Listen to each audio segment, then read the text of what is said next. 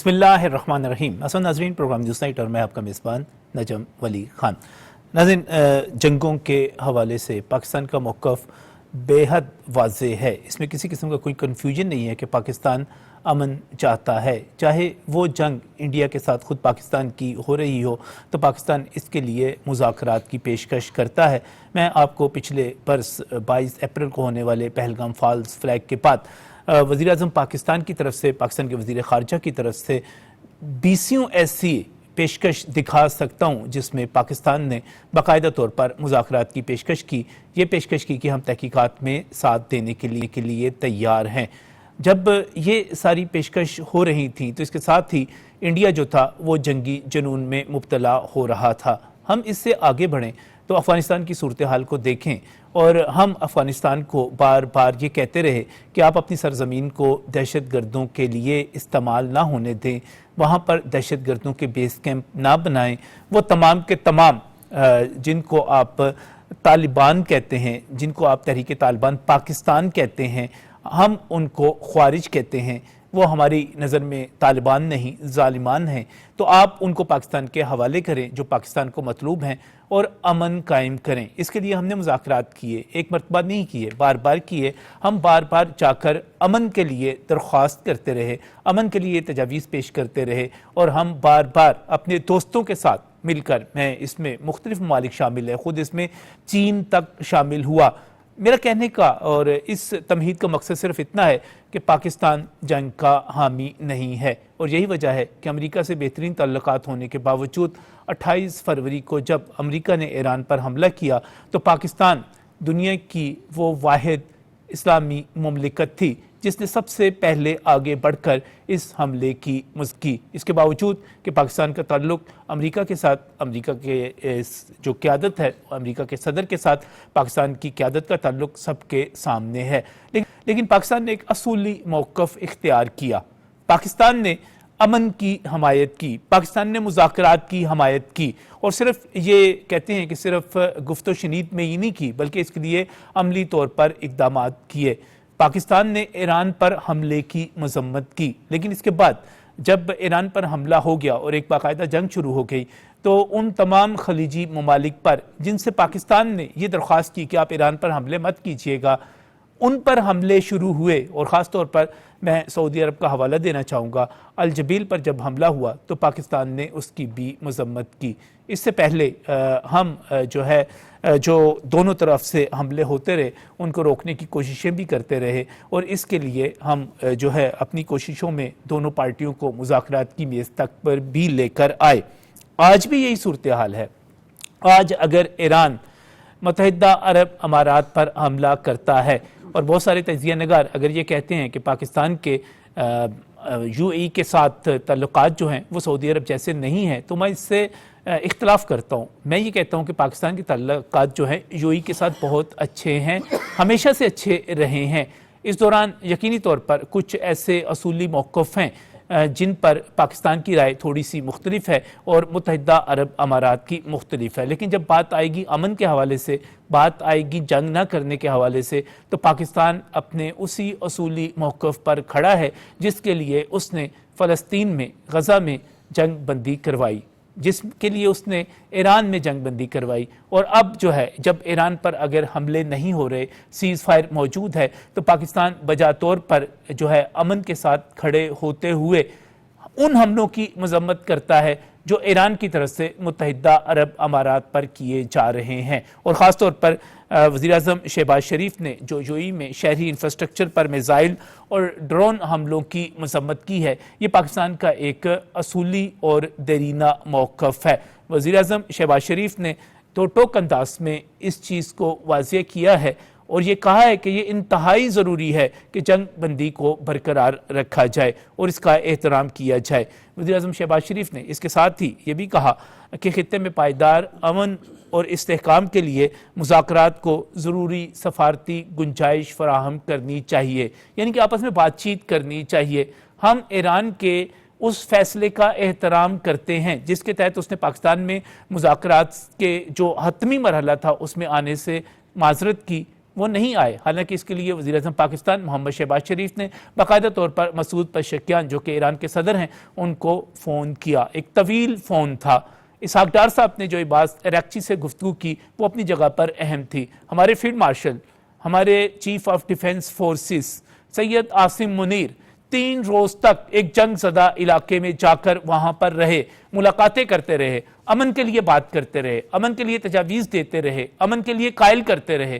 ہمیں افسوس ہے کہ وہ اس موقع پر جو ایک ضروری سفارتی گنجائش اس وقت بھی فراہم کرنی چاہیے تھی، بات چیت کرنا چاہیے تھی، ایران نہیں آیا، اور اس سے سیز فائر جو تھا وہ خطرے میں پڑ گیا، کیونکہ 8 اپریل سے لے کر 22 اپریل تک جو ایک سیز فائر تھا اس کو آگے اسی صورت میں بڑھنا تھا کہ ایک مستقل معاہدہ ہونا تھا، لیکن پاکستان اس کے باوجود اپنی کوششوں میں رہا، وہ اپنی کوششوں کو آگے بڑھاتا رہا، اور پھر ایک سیز فائر میں ایک اور توسیع ہو گئی جس کی کوئی اس وقت تک ابھی تک تو حد موجود نہیں ہے۔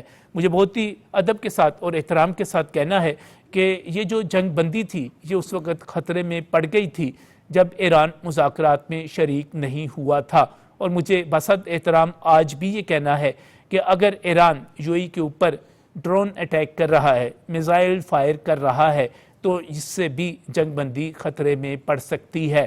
پاکستان امن کا خواہاں ہے، ہم چاہتے ہیں کہ جو تمام اختلافی مسائل ہیں ان کو بات چیت سے طے کیا جائے، اس پر آگے بڑھا جائے، لیکن شاید کچھ عناصر ایسے ہیں جو جنگ کو بڑھانا چاہتے ہیں، جو تباہی چاہتے ہیں، جو بربادی چاہتے ہیں، ان کے شاید اپنے کچھ مقاصد ہیں۔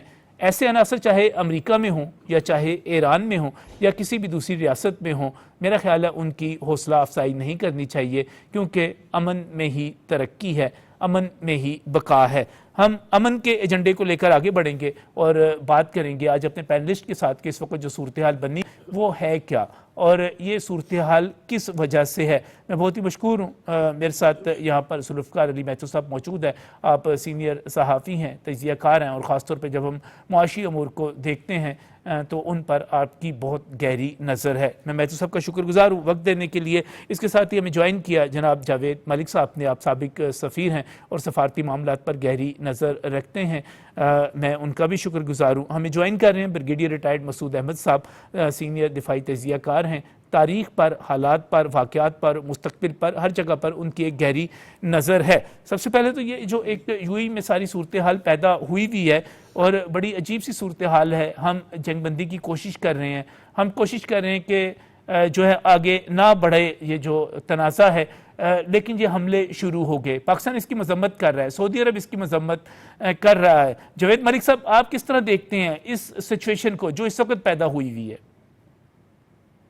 جی بہت بہت شکریہ آپ کا۔ میں آپ کی جو انٹروڈکشن میں آپ نے جو احاطہ کیا ہے جو نمور کا، میں اس میں سے اس کو ایکو کروں گا۔ دیکھیے پاکستان کا جہاں تک تعلق ہے، ہم جانتے ہیں کہ پاکستان کے پرائم منسٹر صاحب اور field marshal general Asim Munir صاحب نے انتھک اور سنسیئر اور مخلصانہ کوششیں جو ہیں وہ ان کی جاری ہیں کہ ایران اور امریکہ کے درمیان جو یہ ایک مشکل مرحلے ہیں ڈائلاگ کے، ان کو واپس ریسٹور کیا جائے۔ پاکستان کی کاوشوں سے ہی یہ سیز فائر جس کا آپ ذکر کر رہے ہیں وہ ممکن بنا تھا۔ آپ جانتے ہیں کہ یہ ایک تیسری عالمی جنگ کی طرف ہم لوگ بڑھ رہے تھے، لیکن پاکستان کی سفارتی کوششوں کے نتیجے میں ہم نے دیکھا کہ سب سے پہلے جنگ رکی، اس کے بعد جو ہے وہ مذاکراتی عمل کا آغاز باضابطہ طور پر اسلام آباد میں ہوا، جس کو ہم اسلام آباد ٹاکس کے نام سے جانتے ہیں۔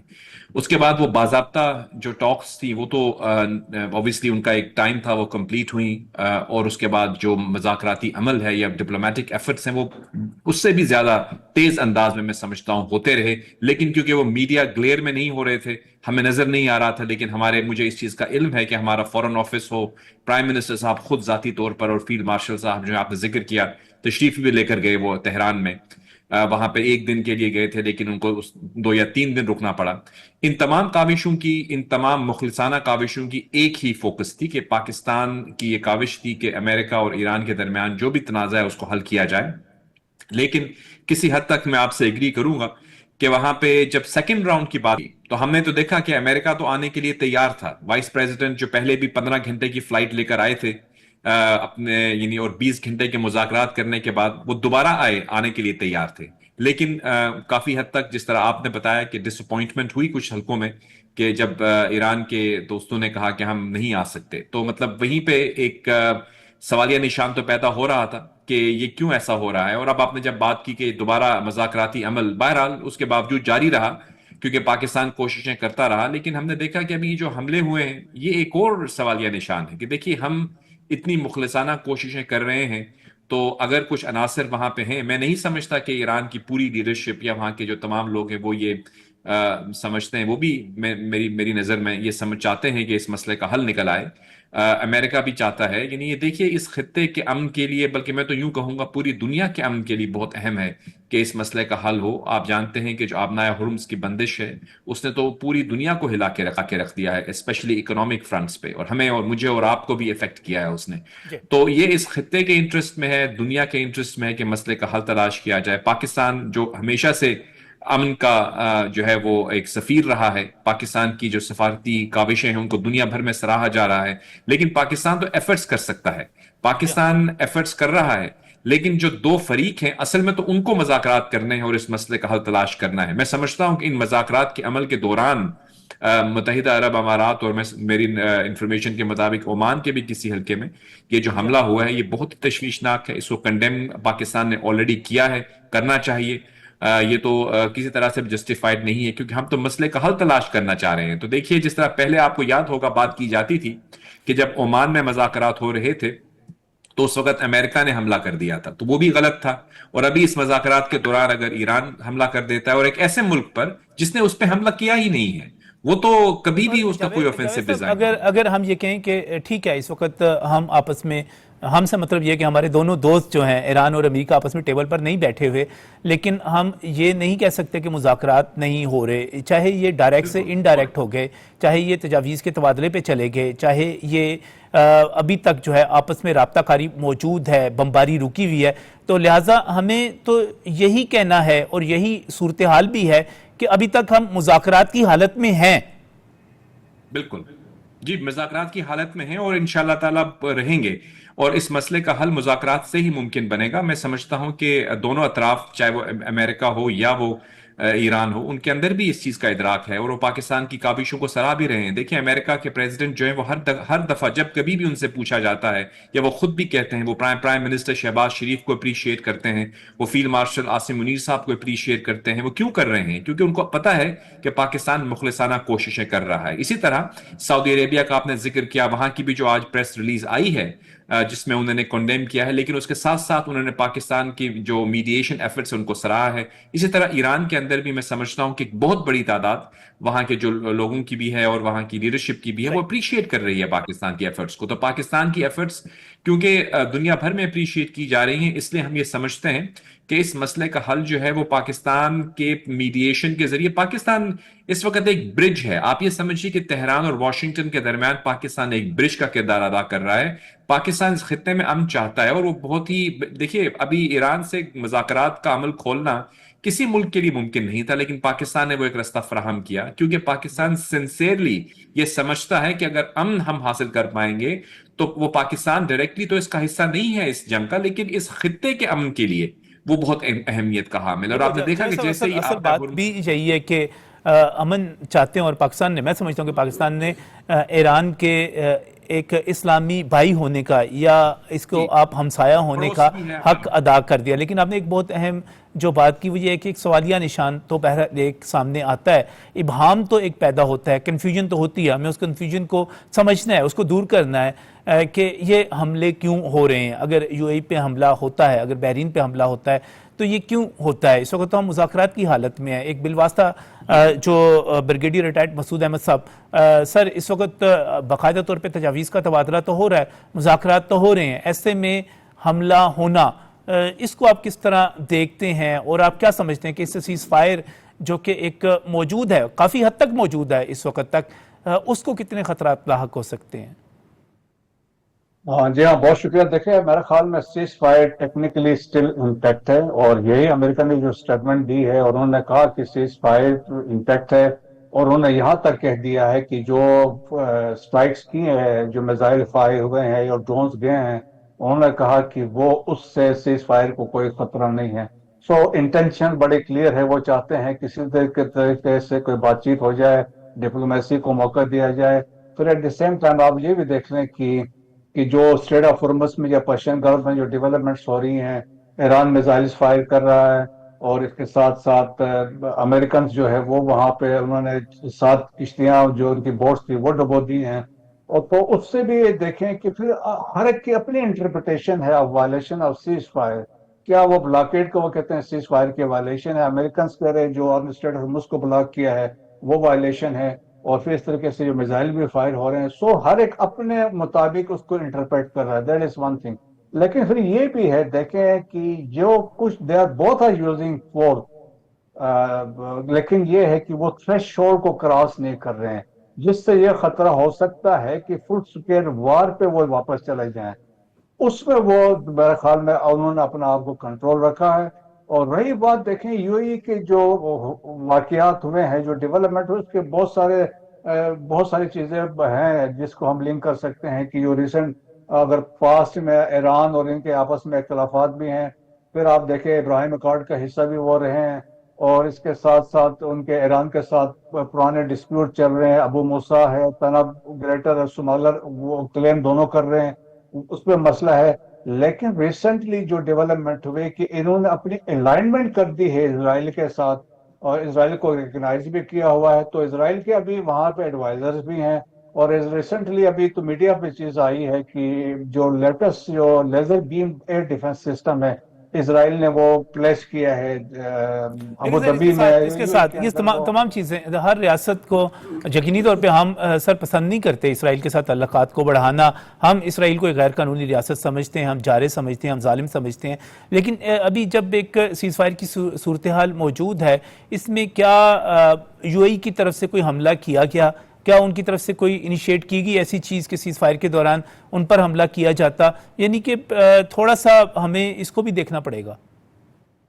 جی ہاں، دیکھیں بالکل آپ دیکھیں کہ جو ڈیولپمنٹس تھے، جس طریقے سے جیسچر تھے یا جس طرح سٹانس لیا ہوا تھا، یو اے نے تو کھل کے کہا تھا کہ جی ہم ایک وہ اس فورس کا حصہ بننے کو تیار ہیں جو اسٹریٹ آف ہارمز کو کھلوائے.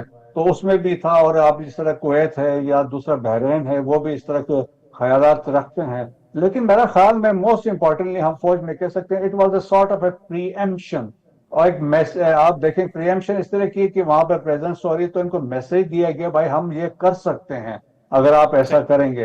اور جو فجیرہ میں جو دیکھیں نا اس سے جو ہوا ہے تو ایک بڑا واضح میسج ہے بھائی we can hit U A E anywhere. تو وہ ایک مسئلہ ہے یو اے ای کے پاس، that was the only exit جو انہوں نے اسٹریٹ آف ہارمز کو اوائڈ کیا تھا، لیکن وہاں جا کے پھنس گئے ہیں. اور اب جو نقشہ ایشو کیا ہے ایران نے، تو اس میں تو فجیرہ سے شامل کر کے پیشم آئلینڈ سے ابو دھابی تک کے جتنا ایریا بنتا ہے اسٹریٹ لائن ڈرا کر دی. انہوں نے کہا دس از آور ایریا آف ریسپانسبلٹی. انہوں نے کہا اس کے اندر ہم کسی کو آنے جانے نہیں دیں گے. سو ایک واضح میسج یو اے کے لیے، کیونکہ یو اے کے جس طرح وہ سٹینڈز، جس طرح وہ وہاں سے وہ بیانات دے رہے تھے تو وہ ہے. لیکن جنرلی دیکھا جائے تو ایون سعودیز بڑے آلدو ان کے اچھے تعلقات نہیں ہیں، لیکن انہوں نے پھر بھی ٹیلی فون کیا ہے ایم بی ایس نے ایم بی سی کو، اور جس طرح پاکستان نے بھی یہاں سے اس کو کنڈیم کیا ہے کہ حملے جو یو اے پہ ہوئے ہیں.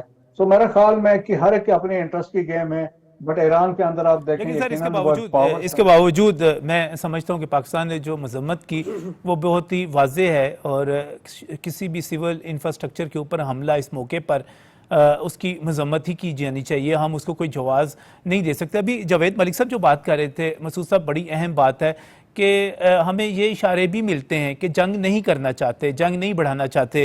ہم یہ دیکھتے ہیں کہ پریزیڈنٹ ٹرمپ جو ہے ایک طرف دھمکیاں دیتے ہیں، دوسری طرف وہ یہ بھی کہتے ہیں کہ میں معاہدے کی طرف جا رہا ہوں، مجھے معاہدہ کرنا ہے، وہ آنے کے لیے تیار ہوتے ہیں. میں اس حوالے سے مسعود پزشکیان کی بات کروں، میں عباس عراقچی صاحب کی بات کروں، مجھے بہت پازیٹیو نظر آتے ہیں. لیکن کیا اس کے باوجود کچھ ایسے عناصر ہیں جو لڑنا چاہتے ہیں، لڑائی بڑھانا چاہتے ہیں؟ جی ہاں، دیکھیں اگر آپ کو یاد ہو جب لاسٹ فیلڈ مارشل وزٹ کرنے گئے تھے تو ہی وزٹڈ آل پاور سینٹرز، ان سے ملے، پریزیڈنٹ سے ملے، اور اس کے بعد اسپیکر سے ملے، فارن منسٹر سے ملے، اینڈ دین ہی وزٹڈ خاتم الانبیاء ہیڈ کوارٹر سے بھی گئے ہیں.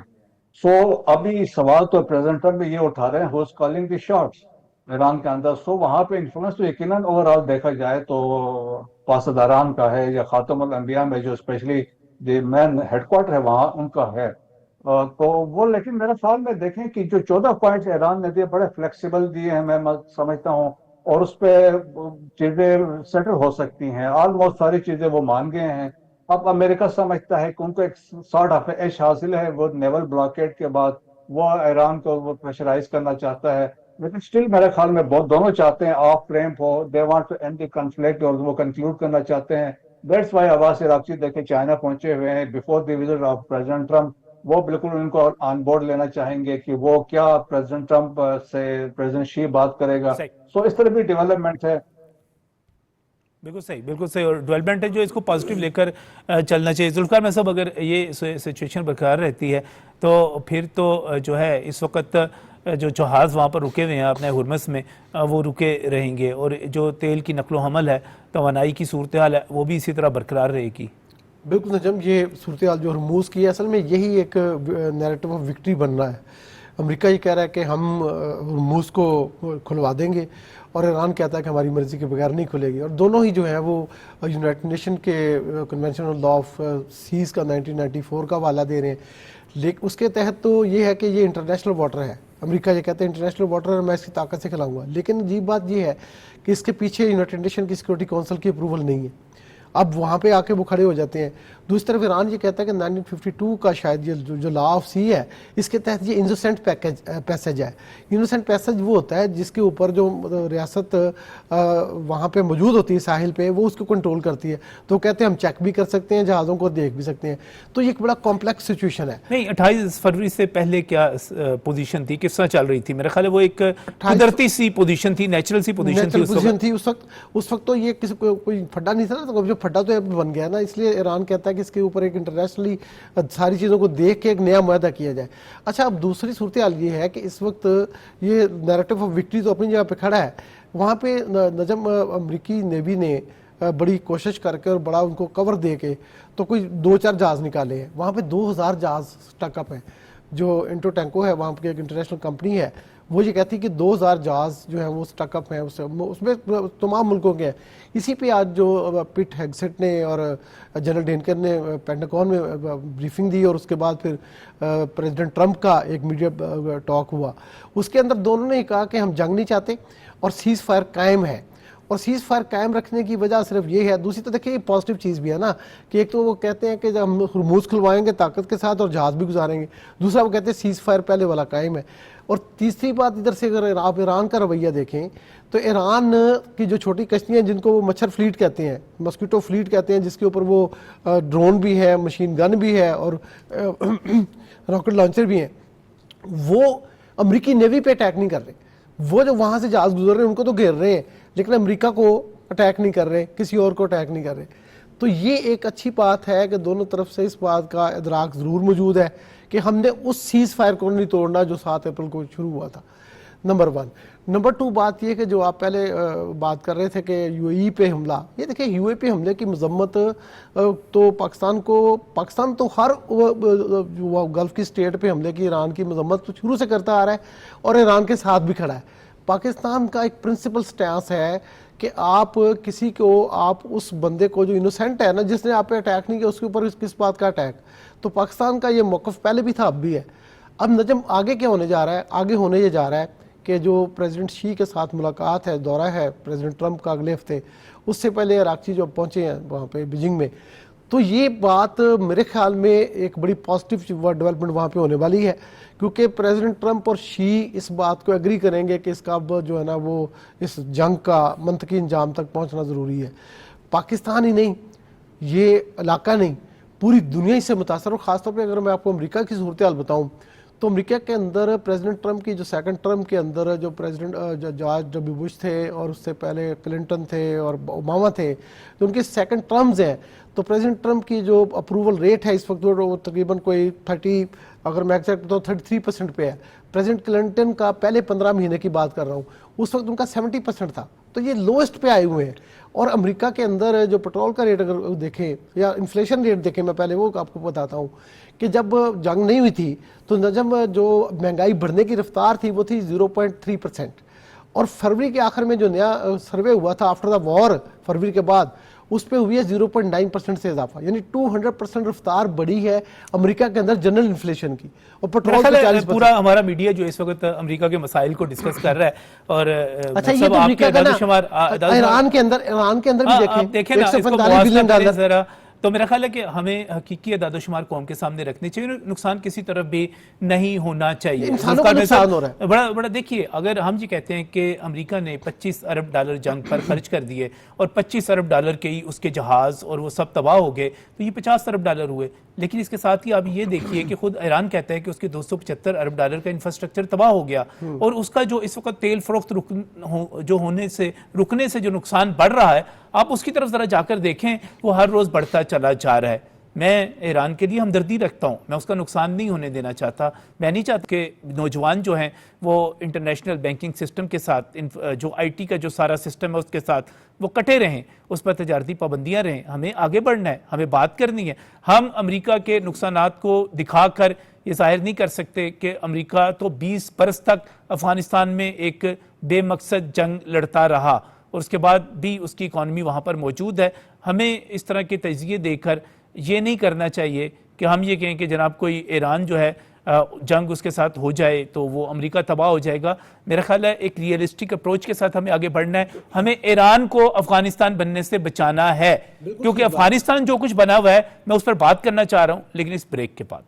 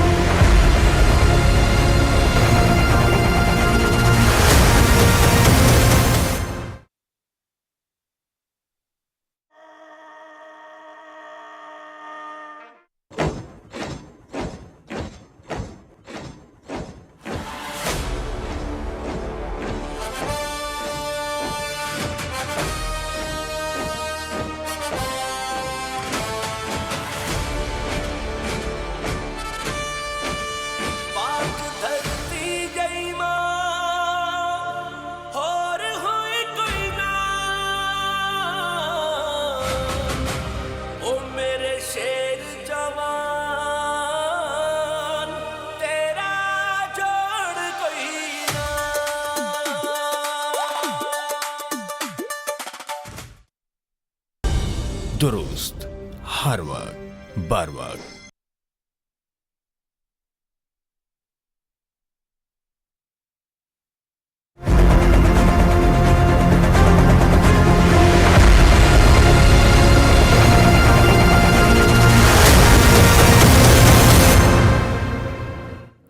ناظرین, بات کرنے جا رہا ہوں میں آج جو فیلڈ مارشل کی زیر صدارت اور زیر قیادت جو ہماری کانفرنس ہوئی, کور کمانڈر کانفرنس 275ویں, اس کے حوالے سے, اور اس کے جو اعلانات ہیں وہ بہت زیادہ اہم ہیں. میں نے بریک پر جانے سے پہلے آپ سے کہا تھا کہ میں افغانستان کے حوالے سے بات کروں گا, تو آج افغانستان کے حوالے سے جو بات وہاں پر براہ راست ہوئی یا بالواسطہ ہوئی وہ میں آپ کے سامنے رکھنا چاہ رہا ہوں. جو کور کمانڈر کانفرنس میں دو ٹوک انداز میں کہا گیا کہ دہشت گرد نیٹ ورکس کے خاتمے, ان کے معاون انفراسٹرکچر کی تباہی اور پاکستان کی سرزمین کو کسی بھی شرانگیز کارروائی سے روکنے کے لیے موجودہ آپریشنل رفتار کو جاری رکھا جائے گا, اس کو برقرار رکھا جائے گا. اور اس کانفرنس میں آپریشن غضب للحق کے ذریعے دہشت گردوں اور ان کے معاون انفراسٹرکچر کی مسلسل تباہی کا بھی ایک طرح سے احاطہ کیا گیا. لیکن جو اہم بات کی گئی وہ یہ ہے کہ افغان طالبان رجیم جو ہے ایک غیر منطقی اور ایک گمراہ کن پالیسی کے تحت خوارج اور دیگر دہشت گرد تنظیموں کو محفوظ پناہ گاہیں فراہم کر رہا ہے, اور اس کے ساتھ ہی ایک مسلسل پروپیگنڈا بھی کیا جا رہا ہے کہ پاکستان پر افغانستان کے اندر شہریوں کو نشانہ بنانے کا جھوٹا الزام لگایا جا رہا ہے. کور کمانڈر کانفرنس کی طرف سے دو ٹوک انداز میں واضح کیا گیا کہ یہ گمراہ کن بیانیہ افغان طالبان رجیم کی ایک منظم ڈس انفارمیشن مہم کا حصہ ہے, جس کا مقصد اپنی اندرونی ناکامیوں سے توجہ ہٹانا اور خود کو مظلوم پیش کرنا ہے. پاکستان ان تمام بے بنیاد الزامات کو مسترد کرتا ہے, اور پاکستان واضح کرتا ہے کہ اس کے پاس درست اطلاعات موجود ہوتی ہیں, اور وہ صرف اور صرف دراندازوں, دہشت گردوں کے ٹھکانوں اور معاون انفراسٹرکچر کے خلاف درست اہداف پر اپنا جو جتنا ایکشن لیتا ہے وہ کرتا ہے.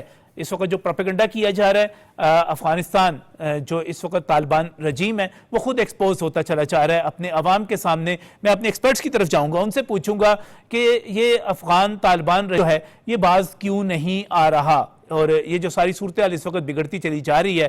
ہم نے بہت صبر سے کام لیا, یقینی طور پر مذاکرات کے کئی ادوار ہوئے, بیچ میں چین سے بھی مدد مانگی گئی, وہاں پر بھی بات چیت ہوئی, لیکن اس کے بعد بھی میں سب سے پہلے جوید ملک صاحب مجھے اجازت دیجیے گا میں ذرا بریگیڈیئر مسعود صاحب کی طرف جاؤں, تھوڑا سا ان کی پسند کا موضوع ہے, وہ ایکسپرٹ ہیں.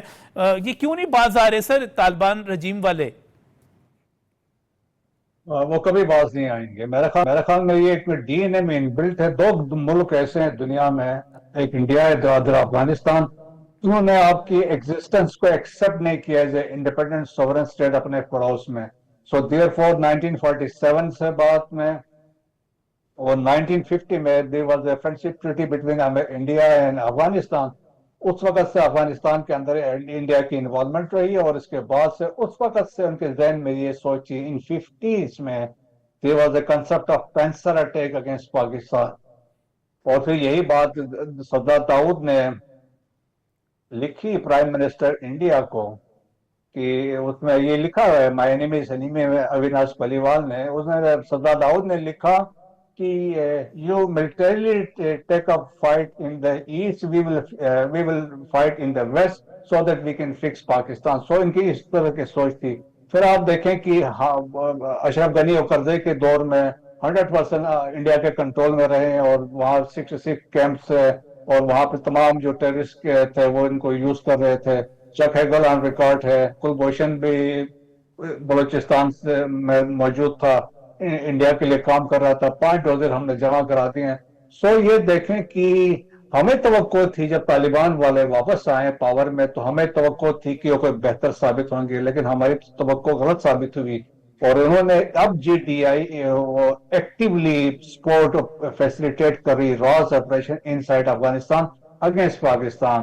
اور جس طریقے سے ہم نے دیکھا ہے, چاہے وہ پراکسیز کا استعمال ہے, ایز اے ماسٹر پراکسی وہ فیسیلیٹیشن کر رہی ہے, but at the same time آپ دیکھیں جس طریقے سے پروپیگنڈا وارفیئر ہے, انفارمیشن وارفیئر کہہ لیں, یا مس انفارمیشن ہے, مس لیڈنگ نیریٹیوز ہے, وہ افغانستان اور انڈیا مل کے یہ اس کو کر رہے ہیں تاکہ پاکستان کو ملائن کر سکیں.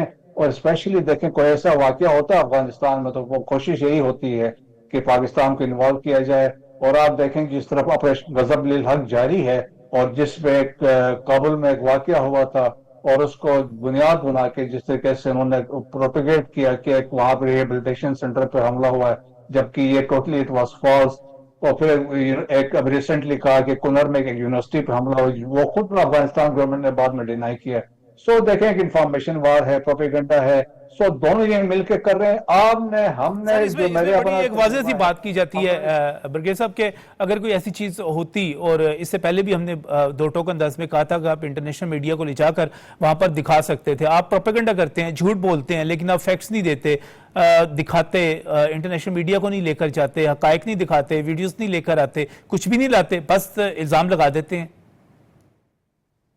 ہاں بالکل ایسا ہی ہے. دیکھیں نا کہ نیریٹو ابھی آپ دیکھیں کہ یہ تو برائے نام معاف کرے کہ اسلام کے دعوے دار ہیں, یہ تو ایک جتھا ہے, ایک اتھارٹیرین رجیم ہے, اور کندہار از دی کیلیفیٹ ہیڈ کوارٹر ہے, اور وہ خود پولیٹیکل ہیڈ کوارٹر ہے کابل میں ہے.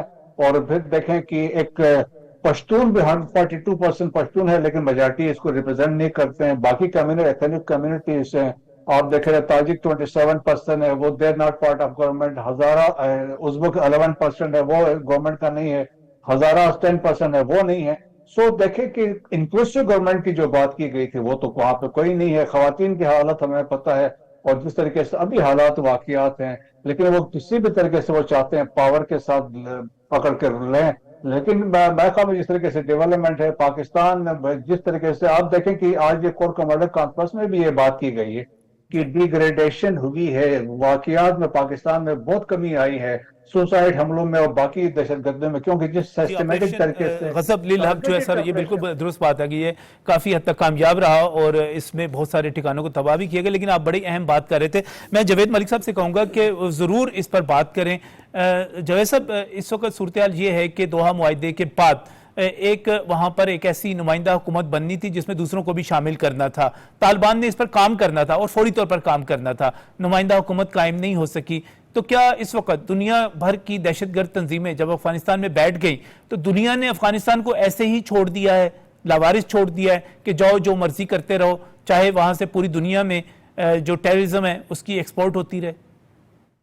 جی بالکل. سب سے پہلے تو آپ نے ذکر کیا کور کمانڈرز کانفرنس کا, تو ہم اس مارکہ حق کی اینیورسری کے اوپر سلام پیش کرتے ہیں اپنی پاک فوج کو, اپنے سپاہ سالار فیلڈ مارشل عاصم منیر صاحب کو, ہمارے نیوی اور ایئر فورس کے افسران کو بھی اور جوانوں کو بھی, جنہوں نے کسی جب ہمارے اوپر جنگ مسلط کی گئی تو انہوں نے کس جوامردی سے مقابلہ کیا اور منہ توڑ جواب دیا ہمارے دشمنوں کا. دیکھیے پاکستان فوج ہم سب کا فخر ہے. جس طرح سے اس وقت ہماری فوجی اور عسکری قیادت کے ساتھ ساتھ ہماری جو سیاسی قیادت کے درمیان ایک ہم آہنگی ہے, میں سمجھتا ہوں یہ وہ ایک نیشنل یونٹی ہے جو ہمارے ملک میں اس وقت ایک بہت ہی مثبت جو ہے وہ ایک پیش خیمہ بھی ہے. اور اس کے ساتھ ساتھ ہم دیکھ رہے ہیں کہ ہماری ملکی تاریخ میں یہ پہلی دفعہ ہم دیکھ رہے ہیں اتنی کلوز کوآپریشن, جس کے نتیجے میں پاکستان کو آپ نے جس طرح ذکر کیا کہ ڈپلومیٹک پوائنٹ آف ویو سے ہم اس وقت دنیا کی پینیکل پہ بیٹھے ہوئے ہیں. الحمدللہ جو گلوبل ڈپلومیسی کا سینٹر سٹیج ہے وہاں پہ پاکستان بیٹھا ہوا ہے. اور کیسے بیٹھا ہوا ہے؟ ایک پیس میکر کی حیثیت سے. یہ تب ممکن ہوا ہے نجم خان صاحب کہ جو ہماری سیاسی اور عسکری قیادت کے اندر ایک ہم آہنگی, ایک مثبت ہم آہنگی ہے. تو اس موقع پر میں سمجھتا ہوں یہ ہمیں اپریشیٹ کرنا چاہیے پرائم منسٹر صاحب کو بھی اور فیلڈ مارشل صاحب کو, ان تمام جو ہمارے رفقار ہیں ان کے.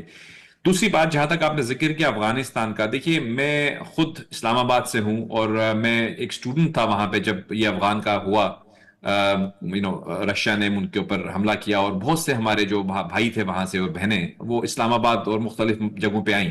اور مجھے اچھی طرح سے یاد ہے کہ ہم نے ان کو بڑے کھلے دل سے ویلکم بھی کیا. ہمیں یہی لگ رہا تھا کہ یہ ہمارے بہن بھائی ہیں اور ابھی بھی ایسے ہی لگتا ہے. یعنی عوام جو ہیں افغانستان کے, ان کو تو ہم اپنا بھائی سمجھتے ہیں, بہن سمجھتے ہیں. اور اس کا ثبوت یہ صرف الفاظ نہیں ہے, اس کا ثبوت پاکستان پچھلے 50 سال سے دے رہا ہے. یعنی 40 سال سے ایٹ لیسٹ دے رہا ہے. جب ان کے اوپر یہ مشکل آئی ہم نے ان کے ساتھ کھڑے ہوئے, ہمارے گھر میں رکھا, ہر طرح سے ان کی مدد کی. لیکن انفارچونیٹلی یہ جو اس وقت یہ رجیم وہاں پہ ہم دیکھ رہے ہیں, یہ ان تمام چیزوں کو جب بھول گئے اور انہوں نے پاکستان کے خلاف ایسی وہاں پہ جو پراکسیز ان کو پناہ دی جو پاکستان پہ ہی حملہ آور ہو گئے, تو بہت دکھ ہوا. پہلی بات تو ہے, آئی تھنک ہر پاکستانی کو, چاہے وہ ایک عام شہری ہے یا وہ کوئی سیاستدان ہے یا کوئی وہ ملٹری آفیشل ہے, وہ ایز اے پاکستانی سوچتا ہے کہ یار یہ تو ہمارے بہن بھائی تھے, ان کو تو ہم پروٹیکٹ کر رہے تھے, یہ ہم پہ ہی کیوں حملہ آور ہو گئے. تو یہ ایک ایسی افسوسناک بات ہے. لیکن میں یہ ایگری کروں گا آپ کے ساتھ کہ دیکھیے پاکستان کا جو ایتھوس ہے, یہ ہمارا جو فلسفہ ہے, اس کے فلسفے کے اندر امن ہے. ہم انڈیا کے ساتھ بھی امن چاہتے ہیں, ہم افغانستان کے ساتھ بھی امن چاہتے ہیں. انڈیا نے ہمارے پہ جنگ مسلط کی تو ہم نے ان کو منہ توڑ جواب دیا. لیکن اگر آپ پاکستانی لوگوں سے پوچھیں, وہ انڈیا کے ساتھ امن چاہتے ہیں. ہمارے درمیان کوئی اختلاف جو ہے ان کو ہم حل کر سکتے ہیں ٹیبل کے ذریعے. بم چلانا ہم نے نہ کبھی ان پہ ایگریشن کی ہے. ہاں ہم پہ ایگریشن کریں گے تو منہ توڑ جواب ان کو ملے گا, لیکن ہم امید یہی کرتے ہیں کہ ایسی ایگریشن وہ نہ کریں. جہاں تک سوال ہے افغانستان کا, تو دیکھیے میں سمجھتا ہوں کہ ہماری جو قیادت ہے, چاہے وہ عسکری قیادت ہے, یہ جو ہماری سیاسی قیادت ہے, ان کی اولین ترجیح تو یہی ہے کہ ان کے ساتھ مذاکرات کے ساتھ مسئلے کا حل کیا جائے. لیکن کچھ عناصر وہاں پہ ایسے ہیں جس کے بارے میں بریگیڈیئر صاحب آپ کو زیادہ بہتر طریقے سے بتا سکیں گے, لیکن ایز اے سٹیزن میں یہ سمجھتا ہوں کہ وہ جو ایسے عناصر ہیں جو پاکستان پر حملہ آور ہیں, یہ تو ان کی حکومت کا فرض بنتا ہے کہ وہ ان کو وہاں سے نکال دے, ان کو خود اریسٹ کرے, ان کو خود کیفر قرارداد تک پہنچائے, ان کا جو بھی قانون ہے اس کے تحت کرے. لیکن ان کو کھلی چھوٹ نہیں ہونی چاہیے کہ وہ پاکستان پہ حملہ کریں. دیکھیے مسجدوں پہ حملہ کرنا, یعنی ایک ایسا مائنڈ سیٹ ان کے دماغ میں آ چکا ہے نہ جانے کہاں سے, کہ جو اپنے مسلمان بھائیوں کو مسلمان ملک پہ حملہ آور ہو جاتے ہیں.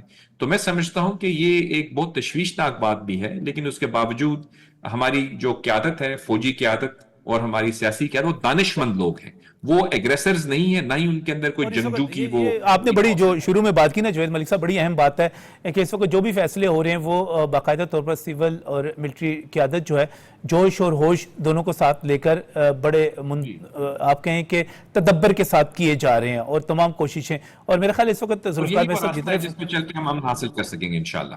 جی ہاں انشاءاللہ.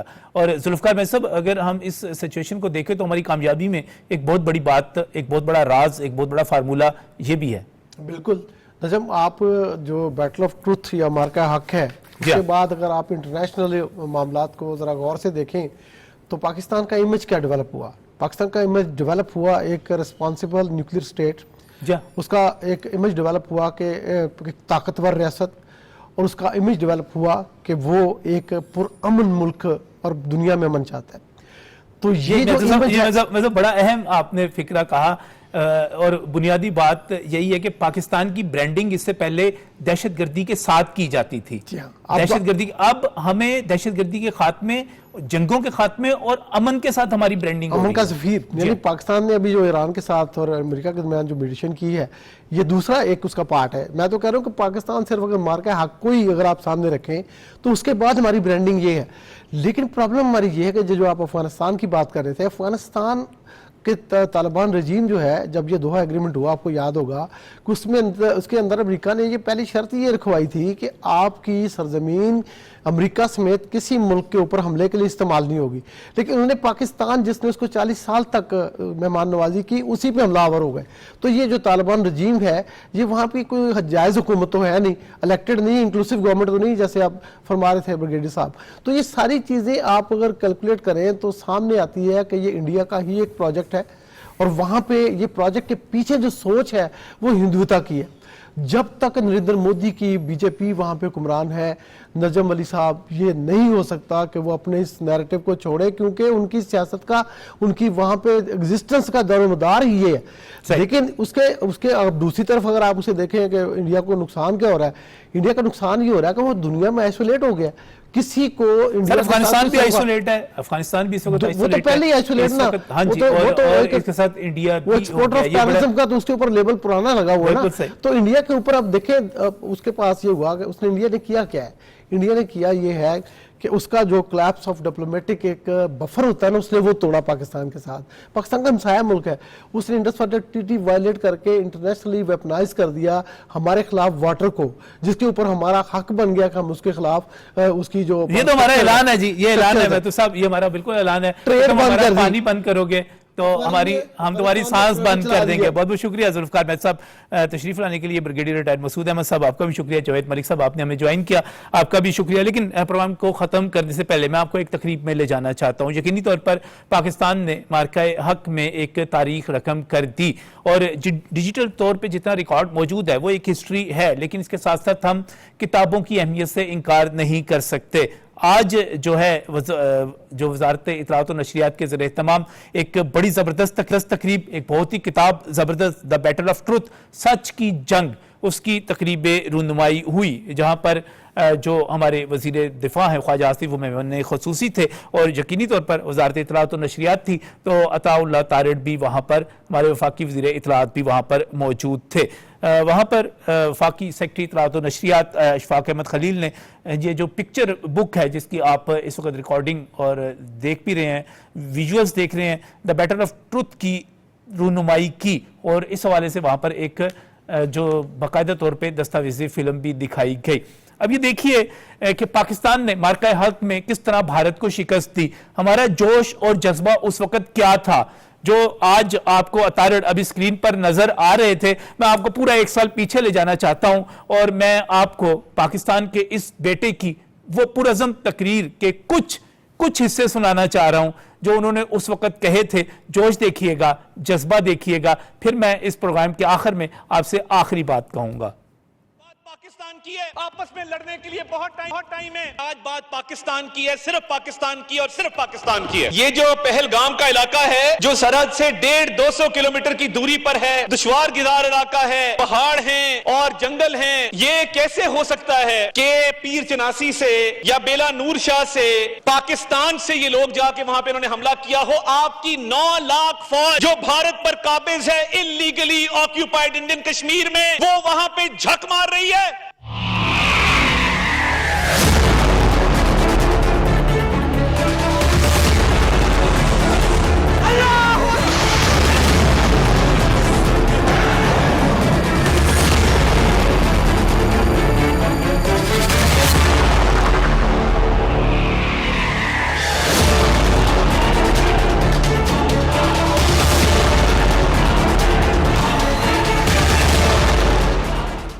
तो बारका हक की आज जो हम तकरीबात कर रहे हैं उसकी पहली सालगिरह जो मनाने जा रहे हैं, तो मुझे आज इस मौके पर इंडिया से सिर्फ इतना कहना है कि तुमने अताउल्लाह तारिड़ की जो तकरीर सुनी, जिस कौम के बेटों का जोश और जज्बा होगा, उसका अपने मिट्टी के साथ ऐसा ताल्लुक होगा, उसके खून में ऐसा उबाल होगा, उसकी ज़बान में ऐसी काट होगी, तो तुम उसके हाथों का, उसके हथियारों का क्या मुकाबला कर सकोगे।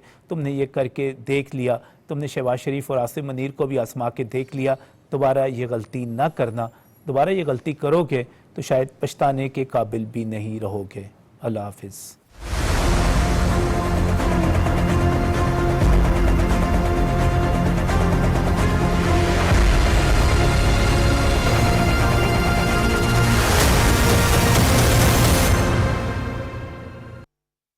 हर वक्त बर वक्त